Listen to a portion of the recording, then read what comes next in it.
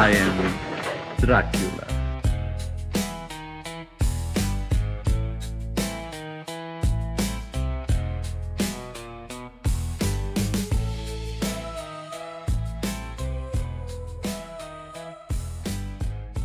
Welcome back everyone to the Graveyard Club podcast. Today, me and Acidic talk about The Brain That Wouldn't Die from 1962.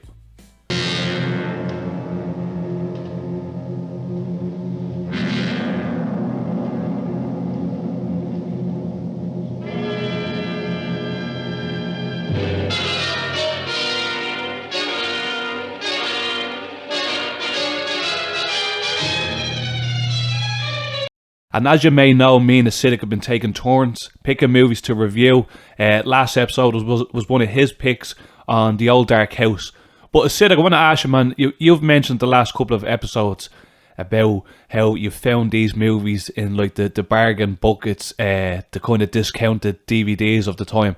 Was this one of them? Yeah, and I would say that this is like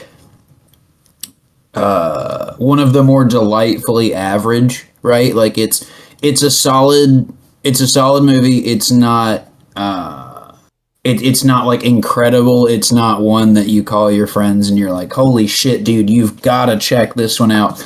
But for what it is, for a cheesy horror movie of that time, it pretty much checks all of the boxes.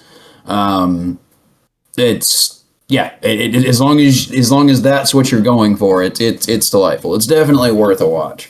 But this is one I had seen several times. I gave it a watch before our talk here to hopefully sharpen myself, but we'll see. And like I was telling you, man, like for the month of October, I was trying to watch one horror movie a day, and most of them were from YouTube. You can watch this movie that we're talking about today free on YouTube.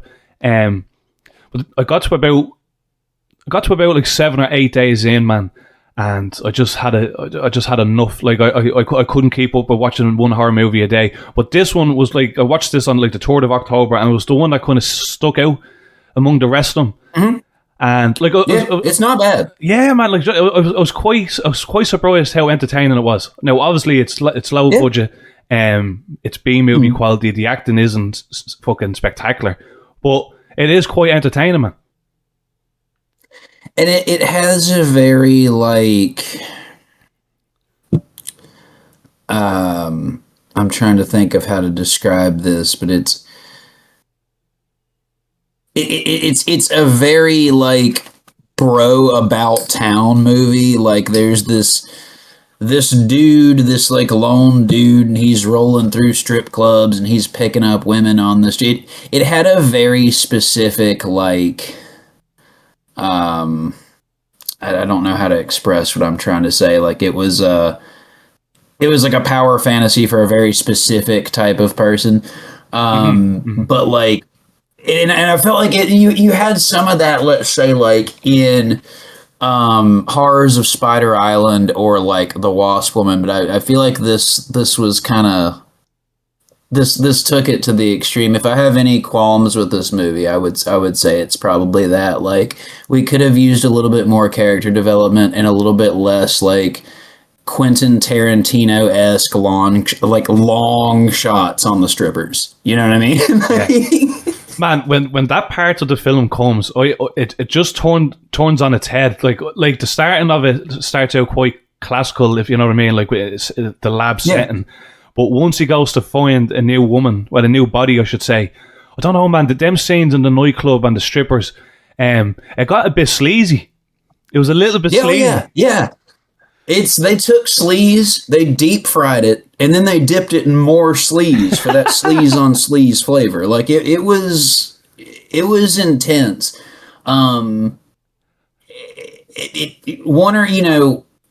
If they had just done the strip club scene, or if they had just done like the street prowling thing, like maybe it wouldn't have been as bad. But it kind of, my takeaway, I guess, is just like, damn, this motherfucker must do this like every damn day, at least every other day. You know what I mean? Like they they must like know him when he walks in the strip club. Everyone's like, "Oh, hey, buddy!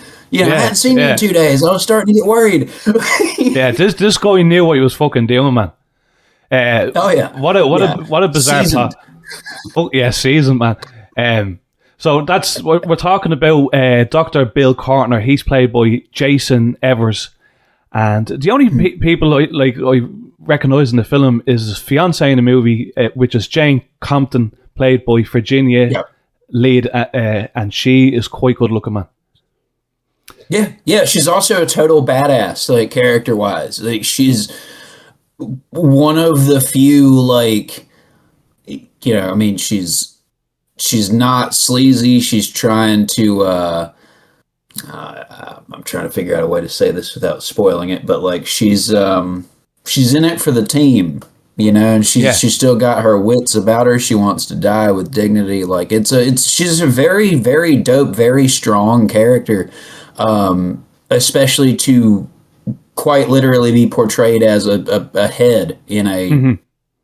Yeah, she was written quite well. Like usually movies, especially around this time and at the budget that this movie is in, the women, I hate to say it, were kind of written kind of bimbo-y. So it's nice to see that she had a bit of depth to her character. 100%, man. Like you're dead right about that one. Yeah. With a budget of 62,000. Now in 1962. That doesn't sound like too low of a budget, but I suppose it'd still be classed as a B movie, low tier movie. But 62K sounds fucking high enough, man, for this movie. In my opinion. I get it. I should have done this before, but let me get a quick equivalent. $665,116.25, or no, I'm sorry, 29 cents if it happened today. Yeah, that's a big enough budget, man, and. The thing that he's hiding in the closet, I feel, took up a lot of that money. Because do you recognise any of the actors in this movie? So I think that the dark-haired stripper, Paula Maurice, if I'm not mistaken, I think that she was in The Wasp Woman. I'm gonna double check myself. Oh yeah, she kind of does look like one of the ladies from that movie, the reception, answering the phone calls. One of the one of the secretary ladies. Yeah, that's interesting, man. But this movie was originally shot and finished in 1959, and it was titled The Black Door. Well, obviously, then it didn't come out till 1962 as part of a double bill. You remember back in the day, the old school kind of movies, especially the horror movies, was like a double bill. So when you went to see them, you saw the two movies. But The Black Door, man, and even the brain that wouldn't die doesn't really make a lot of sense, man. Because when I first watched this movie, I was expecting like a brain that walked on two legs that was going around killing people. I didn't know really like what to expect. And that's actually what it's billed as in the ending credits. It's billed as the head that wouldn't die. So it technically has like 3 working titles. But talking about how the title is confusing, when I was much, much younger, I was convinced that the brain that wouldn't die was actually the atomic brain, the giant brain with the tentacles and the twitchy eyeball in the center of it. Because like you're saying, like, yeah, it's the brain, the giant eternal fucking brain that just wouldn't die, versus they definitely should have gone with the head, just across the board, all the billing.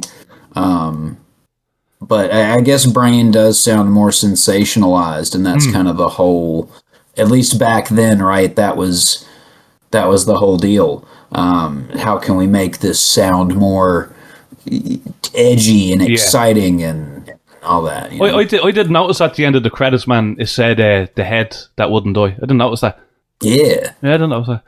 Well, what I was reading about this, man, as well, like this movie was what did I say? Like it lost its copyright on the day that it originally released over some lawsuit complications. Like, so this movie has been what's the fucking word I'm looking for? Public domain. Public domain, man. Yeah, this movie was public domain on the day it was initially released because over some copyright complications or something like that. So that's very interesting. Like, How wild is that? Yeah, like Like how crazy is that? Like even back then, like, hey man, if you want to watch this movie or if your theater wants to play this movie, yeah, go for it.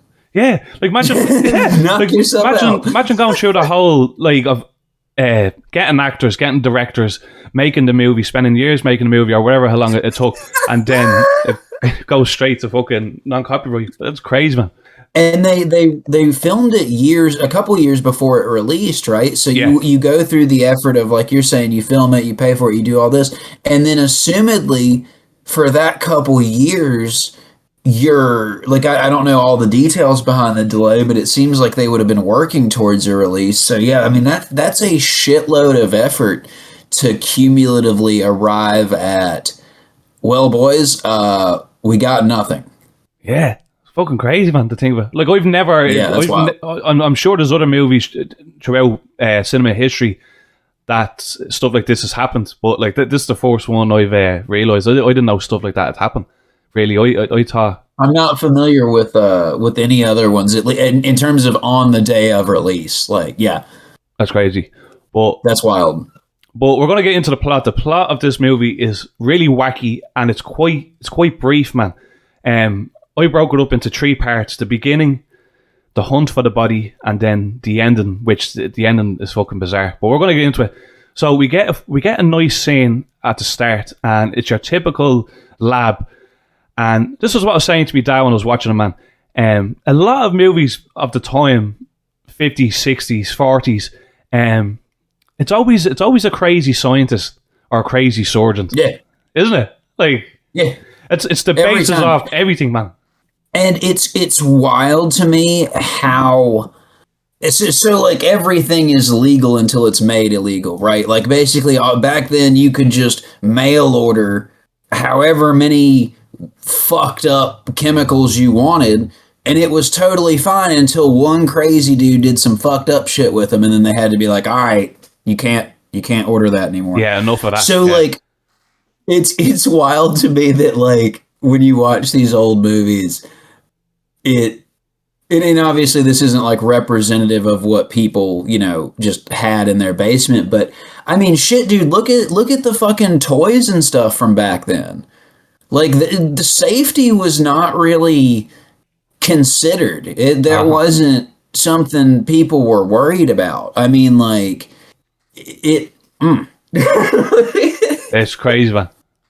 Whew. It is wild to think like, yeah, I'm gonna do some experiments. I'm trying to bring the dead back to life. So I think I'm gonna call Sears and get me some radioactive ore and a bottle of formaldehyde, some strychnine maybe, a couple giant Tesla coils, because I gotta fucking have those. I mean, how else am I gonna shock the shit out of something?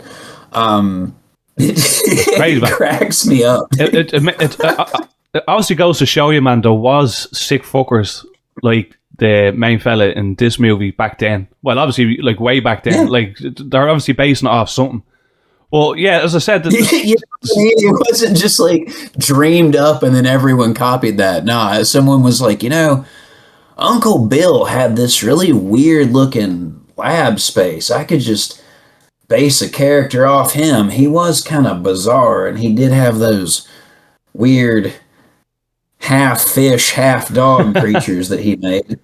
And like the argument is, man, like a lot of people say, oh, that's cruel, you can't be doing that. But at the same time, I say these were the people that kind of pushed medical research to what we have now. Like, do you know what I mean? We didn't just get to where we are now without these sick fuckers, man. It's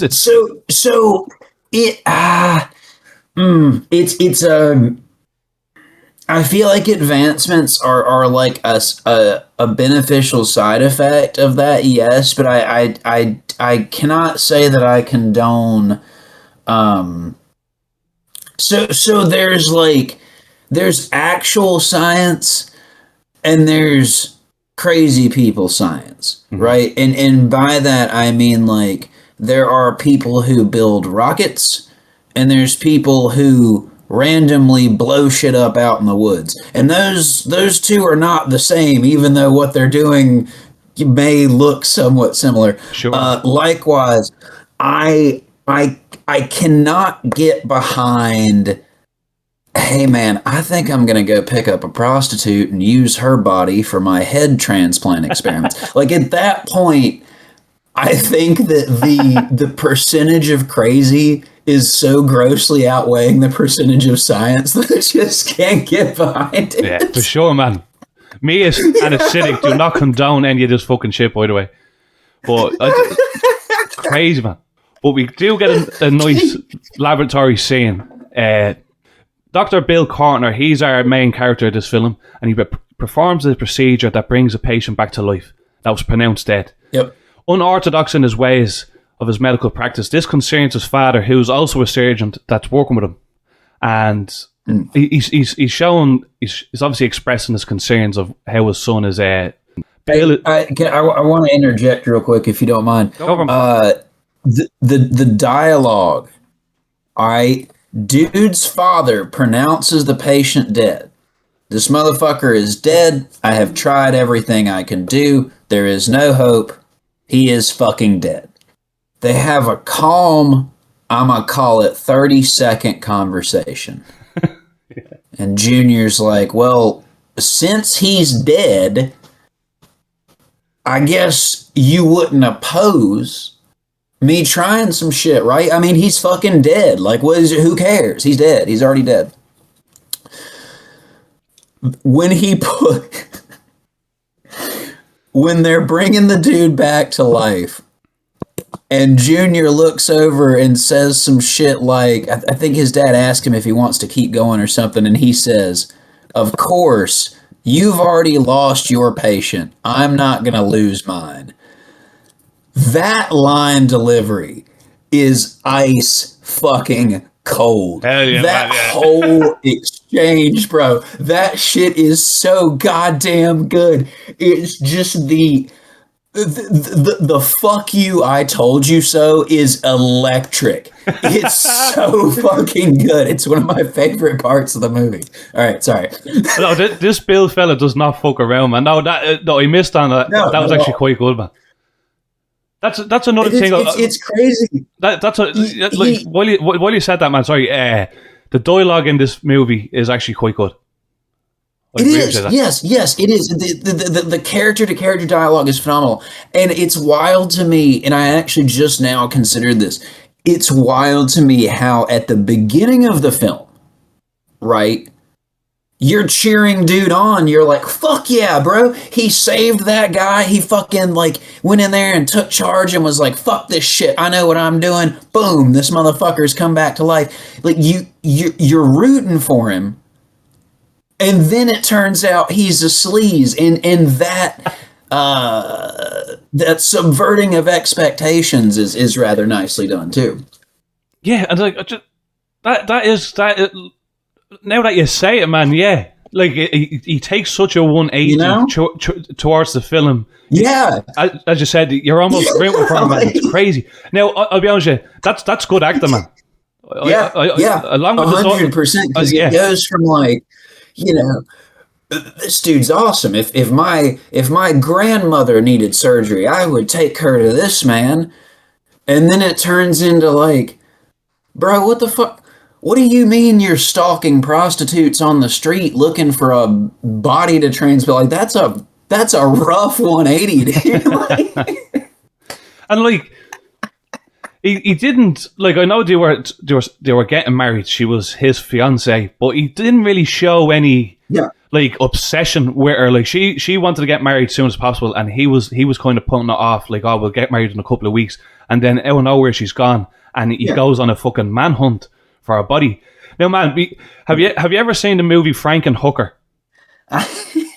You know, as a connoisseur of bad movies, right? You would expect for me to have seen not only Frankenhooker, but like the 8K 6-hour director's cut full extended version in 3D. Somehow I have not. I have not seen Frankenhooker. Man, it's the same director, if you don't know, from Basket Case, and it's pretty much I thought you meant it was the same director from this for a second. No. It's like, wait, what? No, Basket Case, bro. Basket Case, and it's kind of in the same vein as this movie where he actually kills his own wife, and he brings her back together using parts of killed hookers. Man.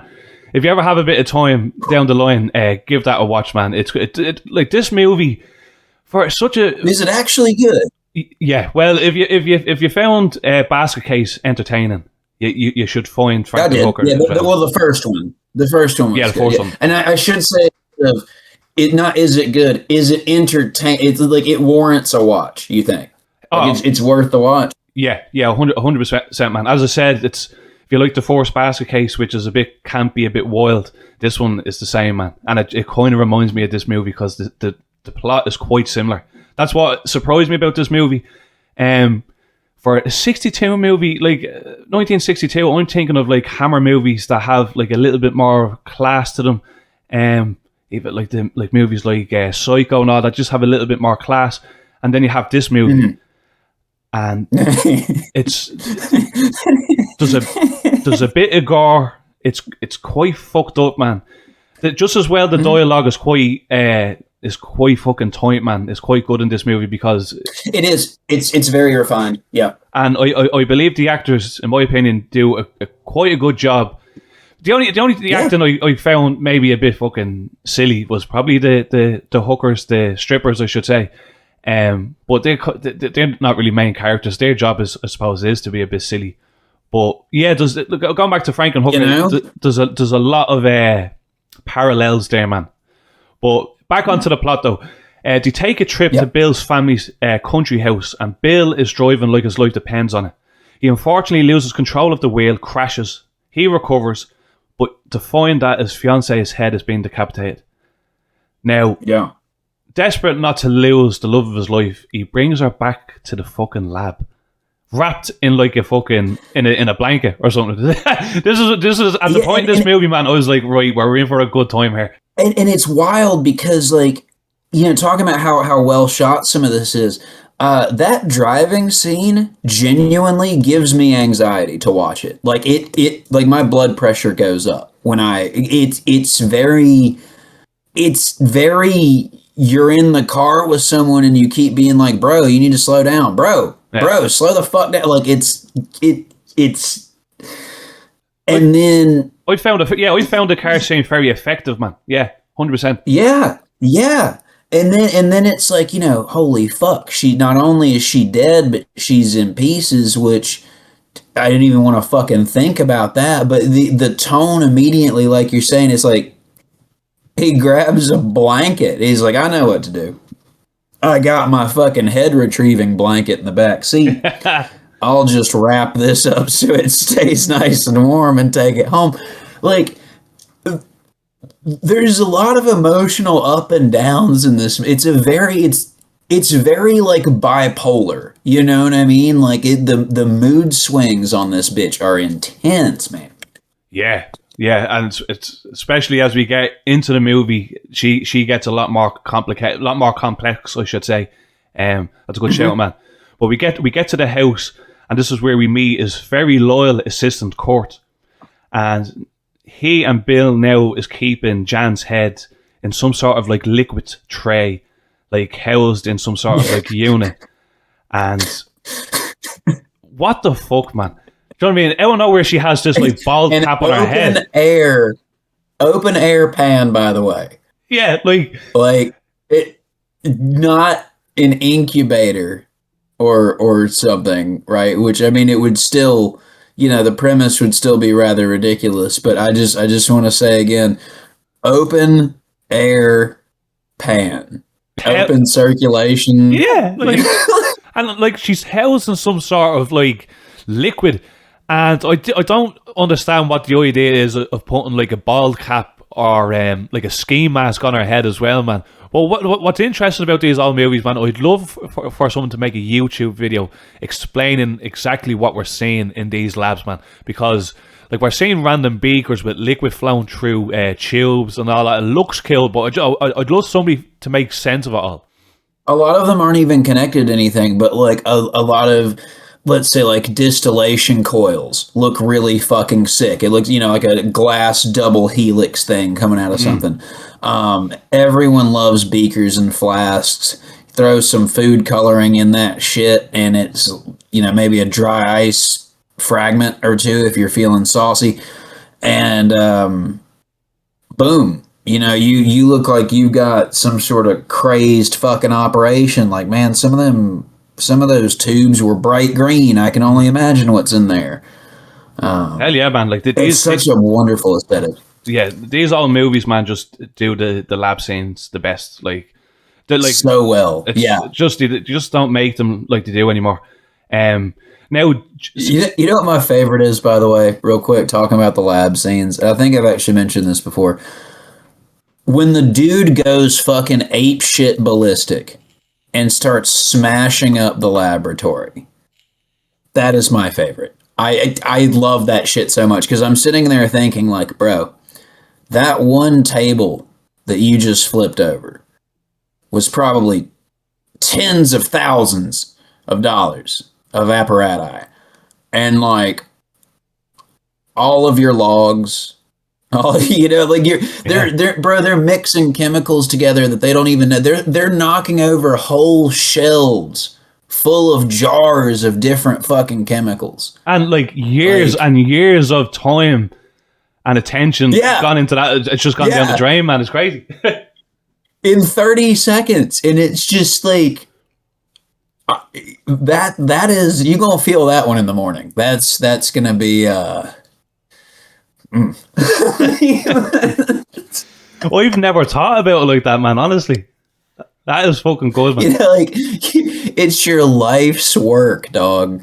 It's what you probably sacrificed metaphorically or literally in some cases, your friends and your family to get here. Your hopes and your dreams died at the wayside so that you could have your little fucking laboratory thing and do whatever it is that you're doing with it.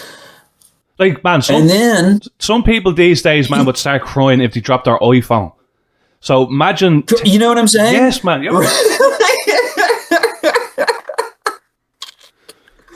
Crazy. Whole years, decades, bro. Decades of research. Your research and the research of those who came before you, because mind you, this is pre-internet. You can't just fucking type in Wikipedia, how do I fucking sew a fish to a dog and make it work? That's not, you know what I mean? There is no wiki how for human resurrection back at the time. Like, if you didn't have the book, you were fucked. Jan now is starting to hate Bill. Now, this is what I'll ask you, man. If I died in a car crash and I woke up in my lover's laboratory with only a head. Oh, bro, furious. Like, yeah, exactly, man. Now, I'm not sure. You know what I'm saying? What the fuck are you doing? Like, I'm sure there's people out there that could be appreciative of it. Especially, I don't think Jan knew how severe Bill's experiments were either. Because, like, on the surface level, he's just a surgeon with maybe unorthodox ways of doing some treatments. Like, but I don't think Jan in the film obviously knew about this secret lab that he had. And another thing, within this laboratory, there's a closet, and but the first thing I thought was some sort of monster. We're going to be talking a bit more about what that is throughout the plot.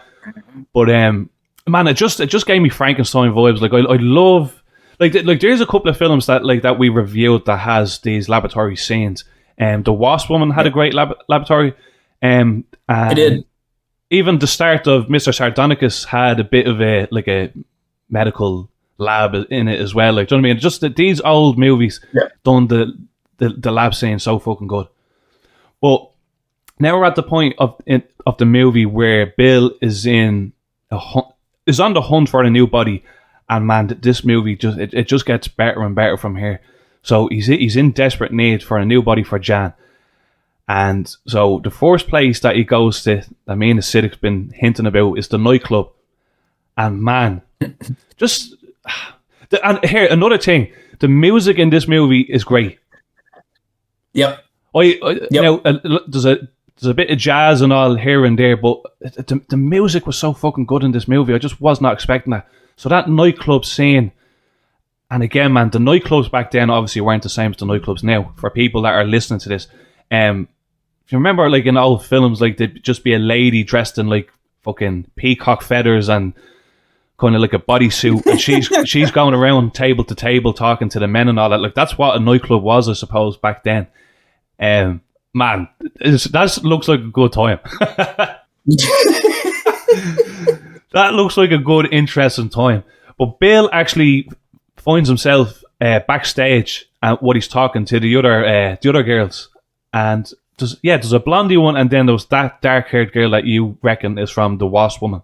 And I looked it up, and I think I was incorrect. Okay, yeah. Unfortunately, so that was a missed call on my part. I apologize, everybody. But what's funny, Bill obviously is not interested in these two women for their body, and the two of them actually start fighting for Bill, which is a great fucking scene. I was not expecting a cat fight in a movie called The Brain That Wouldn't Die. It goes on for a couple of minutes. There's bits and pieces falling out, quite fucking enjoyable. So obviously he's shit out of luck there. Bill starts driving the streets. Now again, shot really, really fucking well, and he's going by different women. And if this happened in today's day and age, he'd be pulled over by the police within minutes. I'd fucking hope. And anyway, but I was just thinking, like, hopefully, like at least, like, hey bud, like, what are you doing? Yeah, you know, like, he's driving a convertible, sticking his head out the fucking window. You know, like I said, I'd hope so, man. We got some reports of you being a fucking creep, and we just wanted to see, like, what are you doing? So he picks up this girl that he used to know, an interesting looking girl, blonde hair, and she's talking about a beauty contest, and that's ringing alarm bells in Bill's ear. Lovely, like a beauty contest. This is where I'll find the best body. So skip forward, the two of them are at the beauty contest, and we see a kill scene with all the girls lining up and all different sort of bodies that Bill is looking at. Now, I don't know how the two girls that he's with is not kind of looking at Bill like, what the fuck are you doing here? It's a bit fucking random. But the girl who won that beauty competition wasn't as good as what one of the other girls saying. So one of the girls that he was with saying, "Oh, that's the second best body I've ever seen. The best body I've seen was from Doris." So Bill actually knew Doris, maybe from a past relationship, and he goes to meet her. And Doris is working in this like room, and she's doing photo shoot classes, and man, it's seedy as fuck. Oh yeah. And yeah, Bill walks into this room, and there's 5 dudes there pointing cameras at Doris's body, inches away from her body. Now, I'm sure this still goes on a lot more modern now, I'm assuming, but man, Jesus Christ, what the fuck. The actor who plays Doris looks quite familiar as well, man. I'm not sure if you recognise her from anything else. One moment, I had it. Adele Lamont. She kind of looks familiar as well. I wouldn't be surprised if I've seen her in a few other movies as well. But Bill, she shows Bill her disformity, which is a nasty, like, deep scar that's on the side of her face that she's been hiding quite well. And this works out for Bill. Bill tells her, like, I'm a surgeon. My father's a leading surgeon. Like, we can help you. Now, what's not clear in the movie, man, he's not telling her exactly what he wants out of the deal. You know?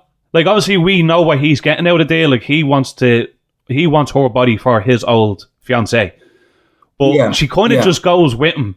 Like, do you know what I mean? Like, unless, like, she was expecting him to ask her out on a date or something like that. But I don't think she realizes what Bill was after. I'm sure she doesn't know what Bill was after, obviously, but, like, it's not really clear what was going on there, if you know what I mean, man. He just says, like, I can help you if you come back to my house with me. So, which, for the record, that's some sketchy shit, just for the record. But I think it was probably I don't know. I feel like it was a desperation thing. Like she's tried so much to get rid of this supposedly hideous scar, which I mean, like it's really not even that fucking bad. No. Excuse me. But yeah, I think it's just a like, look, so you know how when people are really, let's say, like desperate for money or something, right? They're more susceptible to falling for like phishing scams online or things like that. They'll be like, oh yeah, I got this fucking awesome job offer. They just need my social security number and a scan of my ID real quick. Fuck that. And it's like the desperation like prevents them from seeing the red flags, I guess is what I'm trying to say. I feel like it could be that. Yeah, that's true. You look at it like that, man. But meanwhile, while this was all happening, back in the country house, we have Court, and this is when we kind of see Jan start developing some weird like mind power. She ends up communicating with whatever beast / monster is locked up behind that closet door. So again, I don't know how this makes sense, but just for the movie, since Janet is only a head and she's been pumped with this serum, she's now unlocking some sort of like mind abilities. I'm not going to say telekinesis or anything like that. It's not that extreme, but she feels more powerful in herself.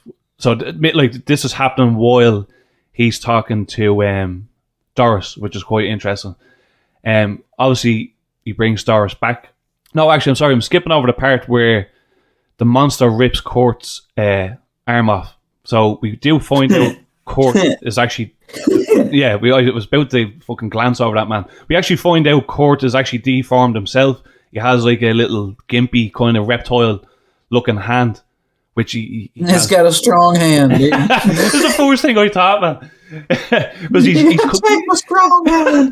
he's kind of hiding it throughout the film, and then he just exposes it to Jan, and obviously Bill doesn't give a fuck enough about him to help him.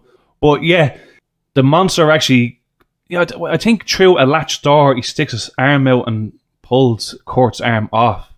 So, I wasn't expecting as much gore in this movie either, man. Because again, this is the early 60s. A lot of films I've seen from this time, man, don't. I'm not saying it's gory, but there's a bit of blood there.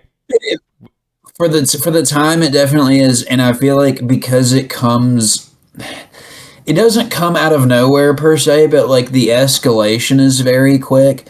Like, oh, the he's got his arm. Okay. Oh, wait, what the fuck? The monster just ripped his arm clean off. Like, it's definitely an escalation beyond what is expected. Because, like, when his arm gets grabbed, I'm thinking, like, all right, well, he's going to, like, bite him or some shit, or he's going to have some claw marks. No, dude, that motherfucker ripped his goddamn arm off like Pennywise the Clown, dude. Like, that shit's fucked up. Yeah, it brings the film up a notch, man, like, because, like... Yeah, you know what I mean. You're getting off a scene where Bill is talking to Doris, and out of nowhere his assistant Court gets his arm like ripped off. So, which is fun, right? So Bill comes back with Doris. The lab door is open. Court is made his way into a corner. There's blood all over the place, and Jan. Yeah. It's great, man. Jan exchanges a couple of words to him, and yeah, Bill ends up fucking his spot. Jan's over there like, yeah, Court. How does it feel, Court? Court, you a bitch, Court. That's why you a bitch with your missing arm, Court. Bill drugs Doris, which was obviously gonna fucking happen. Up to this point of the film, man, we're getting to the ending of the plot right now. For a while in the film, I was thinking exactly what this monster was gonna look like. Now, I'm not sure if the build-up was worth it in the end. Because when we see this fucking thing, man, I chuckled a little bit. Like the effects weren't bad, but it was more like the cone head that you had on just had me in bits, man. Yeah. Like I wasn't expecting Boris Karloff style makeup or anything like that, but I'll be honest with you, I didn't know what I was expecting. I was expecting maybe something a bit more gorilla like or something like that. The way it was like sounding. But the design of the monster is fucking funny, man. Yeah, and there's the of course the black door, you know, referring to the closet door. I feel like the mystery of what the monster was gonna be was more important than the reveal itself. But I do definitely agree with you that, like, I think maybe another 20 minutes at the round table, like brainstorming to figure out what they wanted that monster to look like. I think another 20 minutes would have probably benefited them real well. And what I wouldn't have minded either, man. I know we were told in the movie it was one of Bill's failed experiments, but like maybe a little bit more background about that monster would have probably made the end of it a bit more hitting as well, if you know what I mean. Yeah, exactly. And like I said, like they could have easily pulled some of the the strip club and or hooker prowling scenes down a little bit to like give me another shot of Jan talking to the thing. You know, give me some like some telepathic, like give it a fucked up voice or something, and like it's explaining to her, you know, how it came to be and how long it's been there, and it would have been nice. Like, yeah, man, I really enjoyed the end of this movie, but like as you were saying, like would have developed the monster a little bit more backstory, and would have made that ending hit even more. But the ending goes as follows: Bill basically gets his cheek bit off him by the monster. The monster comes out of the door, bursts out, and takes a big chunk out of Bill's cheek. Which was gnarly. Yeah, man. Gnarly looking, dude. Yeah, man, I was not expecting Bill to get the side of his face bit off. But while they're fighting with each other, the lab gets set on fire. The monster then grabs Doris, brings her to safety, and I'm assuming the house gets burnt down. And then we see a kill clip of Jan saying, you should have let me die. And then she lets out this big wail, this big cackle at the end. That's what I found interesting about Jana, man. Like, her character does almost as much of a 180 as Bill, because at the start of the movie she's so sweet, like she's real, like, you know what I mean, she just loves Bill, and then she turns into this, like, yeah, but she got fucked with, bro. She got fucked with hard. Bill like, done her dirty, bro. The dirtiest, man. I mean, like, I'd be absolutely fucking irate. I love, though, that I like talking again about the strength of the character, right? Like, I love that she literally got the last laugh. Like, she went out being like, nah, dog, fuck y'all. And it's absolutely incredible. Like, the only thing that she asked for, like, as far as assistance from others, was like, just let me die, dude. That was it. There was, I mean, she was a fucking mountain, bro. There was no like, hey man, can you turn my fountain fluid up by 10%? Like, she had one goal in mind, and that was it. And she got it. And fuck everybody else. Yeah, she got her sweet revenge at the end, man. It was nice to see now. It was nice to see. But it's just, I found it so interesting how quick the characters flipped. And like, if it wasn't for the strong dialogue and the script, it would be a little bit jarring. But the characters are actually so likable in this movie. I thought Bill was really, really fucking good. And just the Jan character, I wasn't, when I first watched it, I wasn't expecting the whole turnaround and the whole like plotting to get revenge on Bill. That wasn't what I thought this movie was going to be. So yeah, Virginia Lead, I think her name was, that played Jan. I'm going to check her out. She's quite pleasing on the eyes, and again, at the start of the film, I thought she was just another kind of these like low paid actresses at the time that are just there for the paycheck. But no, she was quite good. She was quite entertaining. Yeah, she did a really good job. And like I say, I like that towards the end there, she's like motivating the mystery thing in the closet as well. Like, it again, it just speaks to like the strength of the character. Like, she's assuming a positive leadership role as a fucking head in a pan, bro. Like, and she still got this. Like, she's a total badass, dude, in every way, shape, or form. Man, like anytime I think about the head on the tray, it just it makes me fucking laugh, man. Like, I have to give it to It's it. wild. It's crazy, man. Like, I have to give it to, I don't know, the set designers, the production. This movie looked really, really good. Yeah, for what it is, yeah. And again, you know, for the time, for the budget, it's nice, and it checked all of the like when I want to sit down and watch a 40s or 50s horror movie, right? There's a pretty specific checklist of shit that I'm looking for. And this checked all of the boxes. We had neat creatures, we had good character development. We had the cheese, right? The all important cheese factor. But it was still well done. It wasn't the killer shrews or the creeping terror. Creeping terror is fucking rough, dude. But yeah, it's enjoyable. It's definitely worth a watch, especially since it has been lovingly restored. There is an extended version, which, you know, you think, oh, cool, right? Yeah, I bet this adds some character development. It's an extended cat fight scene, which you personally probably are like now going to run out and buy the Blu-ray. Like, yeah, there's no monster backstory. Sadly, there's none of that. Just more cat fighting. That extended cat fight though is quite important, though, man. So like, I knew that scene was cut a bit short. I left that scene thinking that scene could have been a little bit longer. Maybe there's an extended cut. Oh man, like again, because I was not expecting for two strippers to be kicking the head off each other, man, in a 60s movie like this. It was quite fucking entertaining.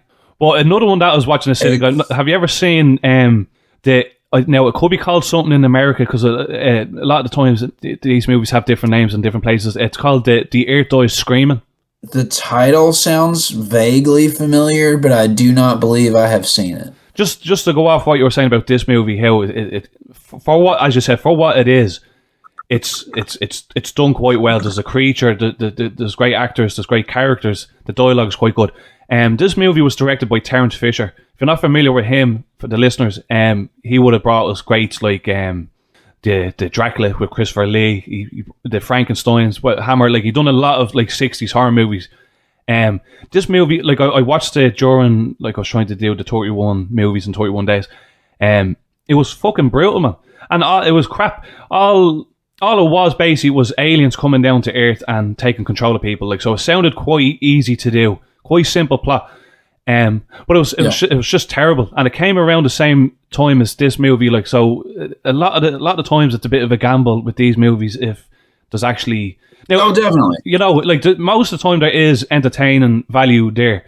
This movie had that. It's just how many minutes am I entertained for this hour and a half or 2 hour film? Yeah, and there's a lot of garbage old films. Now, in fairness, there's a lot of fucking garbage new films. I mean, shit, like, have y'all looked on Tubi recently? There is flaming garbage being shoveled out there today.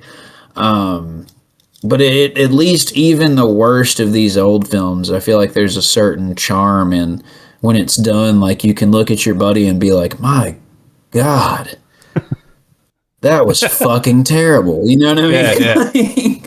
Man, there hasn't been one film this year I think I went to see. I was telling you I went to see that new Toxic Avenger movie, which oh yeah, I heard that was good. It was good, but if you're familiar with the originals, man, it's nothing. It's nothing like that. Like, what I found about the originals, right, had that raunchy, violent, and very fucking offensive style of like dialogue and directing. Whereas I don't know if I think it's more of a reboot than a remake because it doesn't really follow much of the fourth movie. There is some scenes that was in the original, but it's definitely more of a squeaky clean trauma film. If you feel me. Yeah, I feel you. Yeah, man, comparing it to the fourth one, it really doesn't hold a candle. I'll be honest with you, I wouldn't recommend that movie too much. Maybe if it comes on streaming or if you can watch it for free somewhere in a couple of months, a couple of years' time, maybe, and you need something to watch, maybe then. but I wouldn't really recommend it. Oh, damn. Okay. All right. We're just going to go on a quick break here, and when we get back, me and Acidic are going to go through what we liked about the film, what we didn't like, and then finally we're going to give our ratings. We'll see you in a minute.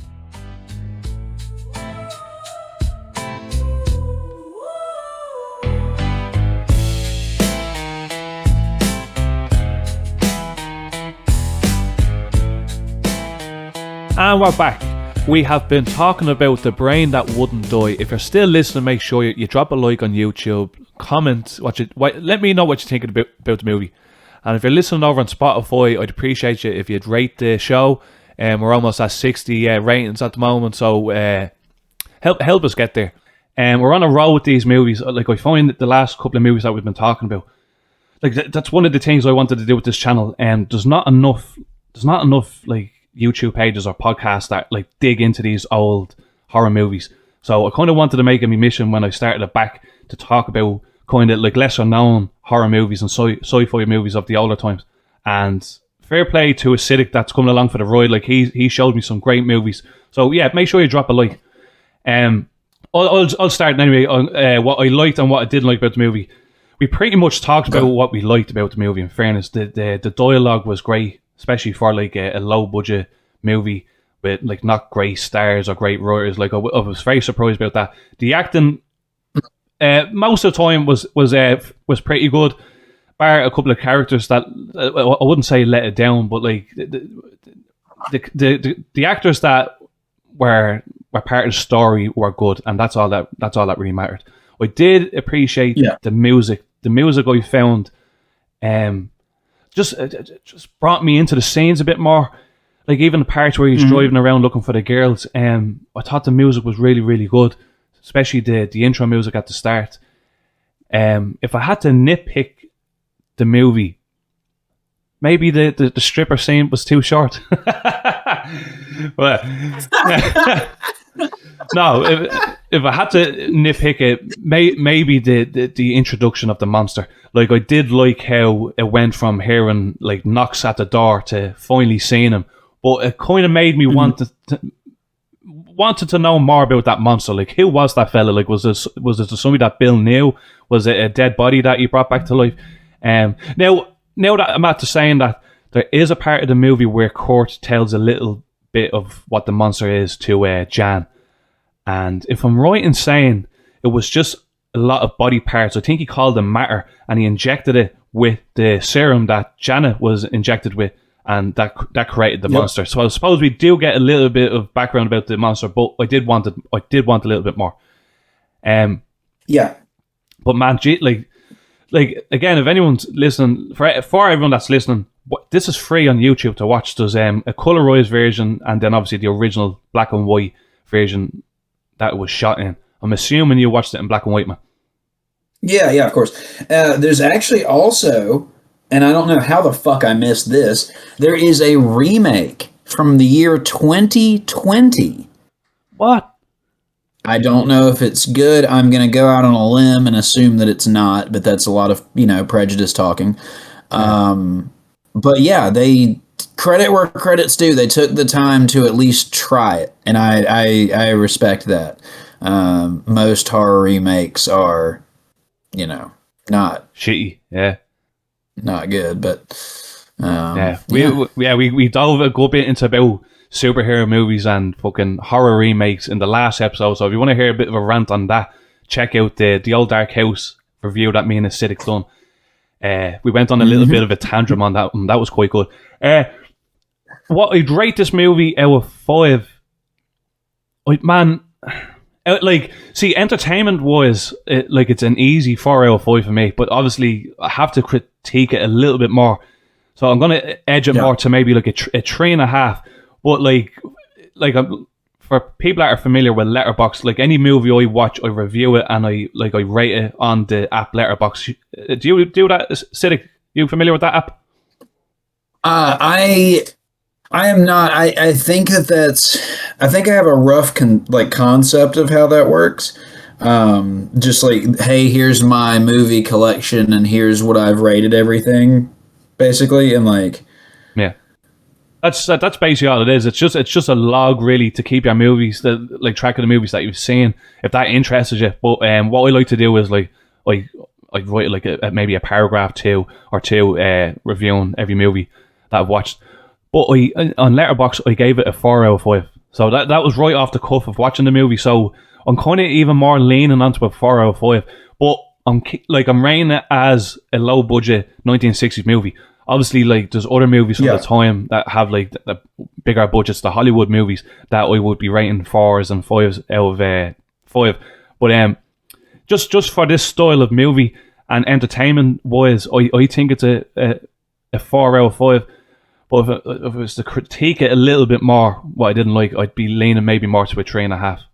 So, Acidic, tell me what you liked and didn't like about the movie, and then give me a rating. So, loved the dialogue. Thought the dialogue was absolutely incredible. Found the sexism to be a bit over the top, but that's, I guess, somewhat to be expected with the, with when it was made. I wanted there to be more monster backstory.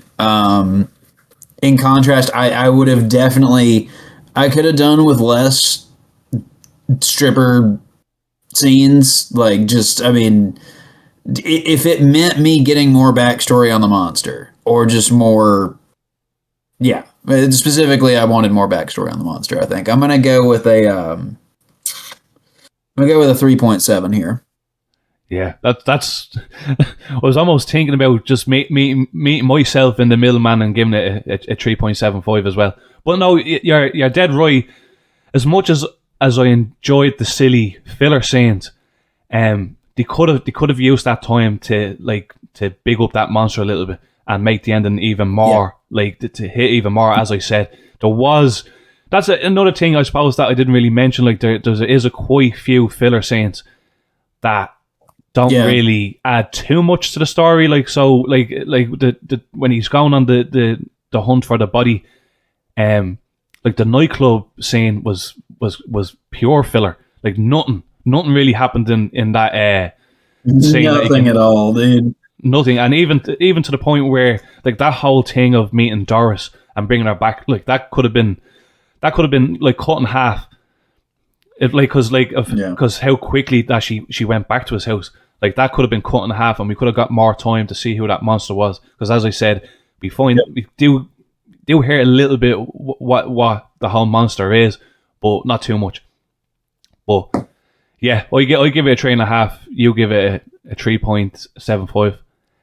And yeah, if you're still here listening, make sure you like the video, subscribe, and leave a comment. Leave a comment if you're enjoying the videos.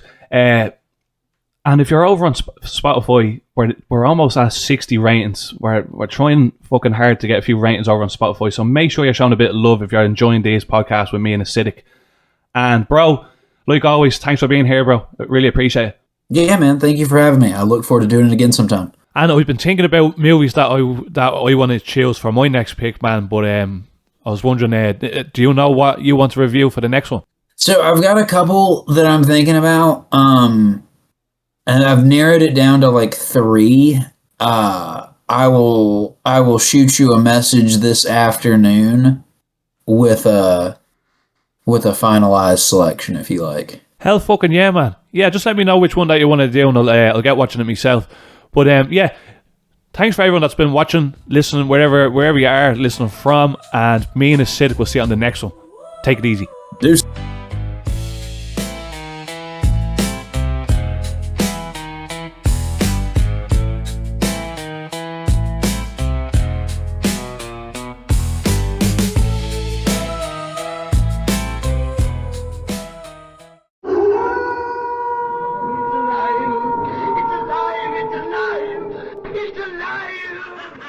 I am Dracula.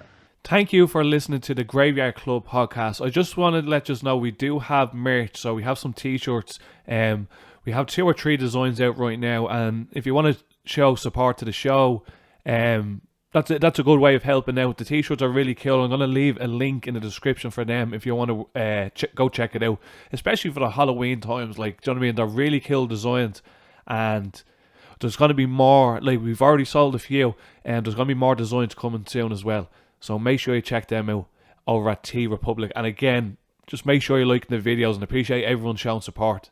See you on the next one. Are you a fan of all things nerdy? Do you love delving into the latest pop culture trends while also staying updated on the news of the day? Hey there, fellow enthusiasts. Professor Aubrey here, and I'm thrilled to invite you to join us on Friends Talking Nerdy podcast, where we dive deep into all things geeky, from movies and TV shows to video games and comics. That's right, folks. It's Tim the Nerd, your friendly neighborhood geek, ready to discuss the latest professional wrestling updates alongside our takes on tech innovations and the entertainment industry. But that's not all. We also understand the importance of mental health, and we weave in thoughtful discussions on self-care and mindfulness. So, if you want to geek out while also taking care of your well-being, tune in to Friends Talking Nerdy. Friends Talking Nerdy, where pop culture meets mindfulness. Listen now on all major podcast platforms. This podcast is part of the Deluxe Edition Network. To find other great shows on the network, head over to deluxeeditionnetwork.com. That's deluxeeditionnetwork.com.